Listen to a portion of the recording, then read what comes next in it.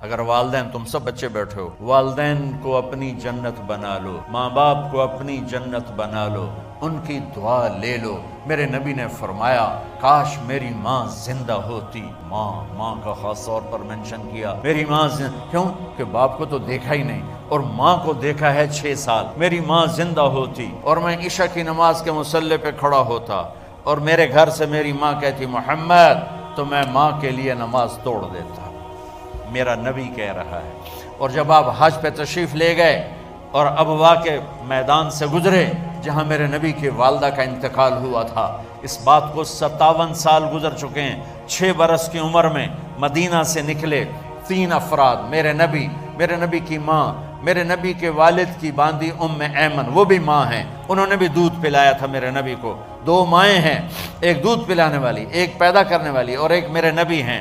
جب ابوا کے پہاڑوں میں پہنچے تو اچانک ہارٹ اٹیک سے حضرت آمنہ 25 سال کی عمر میں انتقال فرما گئیں، اور میرے نبی نے اتنا اس کا غم لیا۔ 6 سال کا بچہ، میں سن 2000 میں وہاں گیا تھا، میرے آنسو نہیں رکنے کو آ رہے تھے کہ کہاں میرے نبی کی ماں کو اللہ نے اٹھایا، نہ کوئی آسرا، نہ کوئی سہارا، نہ کوئی رشتہ، نہ کوئی جھولی، نہ کوئی چھاؤں، ایسے تنہا یتیم کر لی۔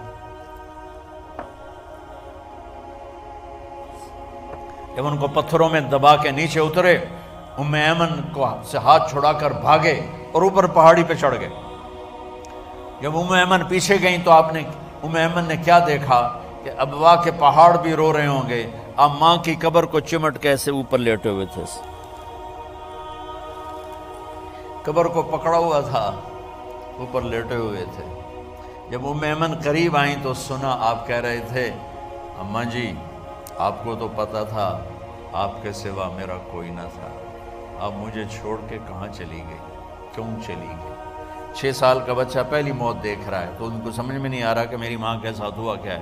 ایمن نے اٹھانا چاہا، آپ نے اٹھنے سے انکار کر دیا۔ اس صدمے کو سینے میں لیے ہوئے 57 سال کے بعد، 7ویں دن بندہ رو نہیں سکتا، رونا نہیں چاہے تو رونا نہیں آمدا، 57 سال کے بعد آپ اس وادی سے گزرے، اپنے اونٹنی کو ماں کی قبر کی طرف موڑ دیا، اور ان پلرز کو 3 گنا کرو تو وہ پہاڑ بنتا ہے، چھوٹی پہاڑی تھی۔ اونٹنی کو نیچے بٹھایا، اوپر پہاڑ پر گئے، اور یہ مجھے دیکھو، یوں آپ نے گھٹنے کھڑے کیے ماں کی قبر کے سرانے، اور یہ ہاتھ یہاں رکھے اور پھر سر دیا اپنے گھٹنوں میں یوں، پھر رونا شروع کیا۔ اتنا روئے، اپریل کا مہینہ تھا، دھوپ سر پہ پڑ رہی تھی، ہم تو ٹھنڈی دھوپ میں بیٹھے ہیں، شدید دھوپ میں بیٹھے تھے، اور اس کنڈیشن میں یہ بچوں کا سٹائل ہوتا ہے، جب لمبا رونا ہو تو وہ یوں بیٹھتے ہیں سر اندر دے کر۔ اتنا روئے کہ آپ کی داڑھی ساری آنسوں سے بھر گئی، سینہ تر ہو گیا، احرام تر ہو گیا، اور کئی گھنٹے بیٹھ کے روتے رہے۔ 2 جہان کے سردار ہو کر تمنا کر رہے ہیں کاش اماں تو زندہ ہوتی تو مجھے کہتی محمد میں تیرے لیے نماز توڑ دیتا۔ اور میرے نبی نے، یہ بچیاں غور سے سنو، میرے نبی سے پوچھا گیا یا رسول اللہ قیامت کب آئے گی؟ آپ نے فرمایا یہ تو اللہ کو پتہ ہے۔ نے کہا یا رسول اللہ کوئی نشانی بتا دیں؟ آپ نے فرمایا جب بچیاں ماؤں کو ذلیل کریں گی تو قیامت آ جائے۔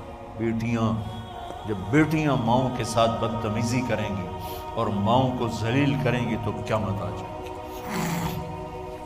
ایک ماں بیٹی کو میں بھول نہیں سکتا، ماں کے موٹے موٹے آنسو گر رہے تھے، اور بیٹی ماں سے کہہ رہی تھی بھوک نہیں، ہماری اپنی پنجابی زبان، بھوک نہیں، ہوئے ہوئے ہوئے ہوئے، یہ تو ہم نوکر کو کہتے ہوئے ڈرتے ہیں، وہ ماں سے کہہ رہی تھی بھوک نہیں، یعنی بکواس نہ کر، روا کے چپ، صرف آنسو اس کے گر رہے تھے ایسا۔